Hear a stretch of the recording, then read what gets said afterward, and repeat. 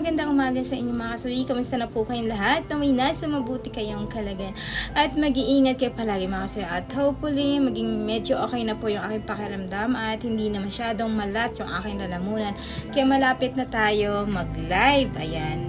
I-announce ko na lang sa ating page mga kasawi kung kailan mag-live ang inyong advisor. Idol, bakit napakasakit kapag iniwan ka ng taong mahal mo? Minsan ayokong isipin na wala na siya. Pinilit ko na siya magstay sa akin.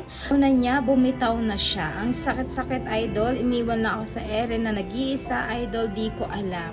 So yung ating sender ay isang lalaki mga kasawi na sabi nga niya ay nagmahal siya tapos iniwan na siya sa ere. So sobrang sakit. Kahit pinapa-stay pa niya ang kanyang GF pero pilit pa rin siyang binitawan at ayaw na magstay sa kanya. So syempre, ang ating sender ay nagpapa-advise kung ano ba dapat ang gagawin. Para sa akin mga kasawi, mas maganda na rin na binitawan ka or bumitaw siya sa inyong relasyon. Alam niyo ba kung bakit mga kasawi?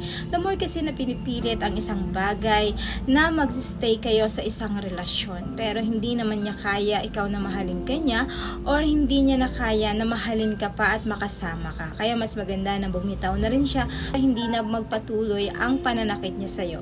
Kasi minsan kahit pilitin natin na magstay sa atin yung isang tao na minamahal natin, napakita niya lang sa atin kung gaano kanya sasaktan ng paulit-ulit. The more kasi na pinipilit natin ang isang tao na magstay sa atin, ay mas lalo tayo nasasaktan. Papansin nyo, diba? Kapag once na mahal mo ang isang tao, ayaw mo naman talagang bumitaw, ayaw mo bitawan siya. Kasi nga, dahil naniniwala ka na baka magbago pa ito or baka magstay pa rin at mahalin pa rin niya ng kagaya ng pagmamahal niya sa'yo ng dati. Pero kapag the more na pinipilit natin na magstay ang isang tao sa'yo, pero ito ay pilit na pumapakawala sa relasyon natin. Alam niyo po kung bakit? Kasi dahil hindi na rin niya kaya na ibigay pa sa'yo yung dating pagmamahal niya sa'yo dati, yung pagpapahalaga niya sa'yo dati, at higit sa lahat, ayaw ka na rin niya na makasama.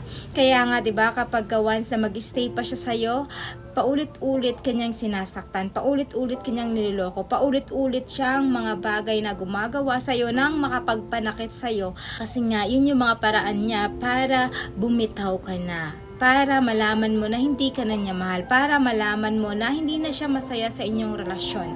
Kaya paulit-ulit niyang ginagawa sa iyo ay sinasaktan ka lang niya.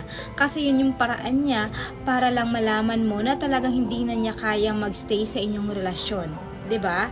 Kumbaga nag-i-stay na lang siya dahil sa awa sa iyo, nag-i-stay na lang siya dahil sa gusto mo, pero hindi niya kagustuhan 'yon. Kaya nangyayari, the more na pinipilit natin, ini-insist natin na mag-stay ang mahal natin sa buhay, hindi na talaga kaya. Ikaw lang din yung masasaktan hanggang sa huli, ikaw lang paulit-ulit na iiyak, sasaktan hanggang sa hindi mo malaman na hindi mo na rin nakikilala pa ang sarili mo dahil syempre nagmahal ka lang naman talaga ng totoo. Pero syempre minsan may mga bagay na kahit gusto pa nating manatili sa atin, pero hindi na talaga ito nangyayari.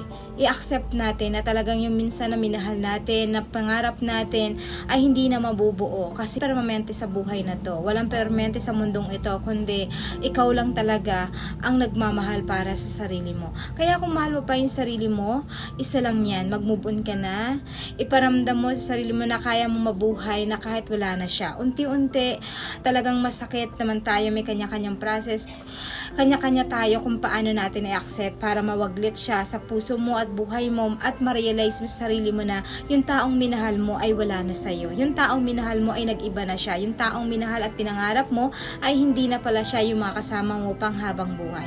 Yun lamang po mga kasawi yung aking advice sa ating sender. Maraming salamat sa patuloy na pagsuporta niyo sa akin, sa walang sawang pag-share at pag-comment. Sa mga hindi pa po nakapag-subscribe, pwede na kayo mag-subscribe, pwede na kayo mag-follow para updated kayo sa topic ko araw-araw. Magandang umaga mga kasawi.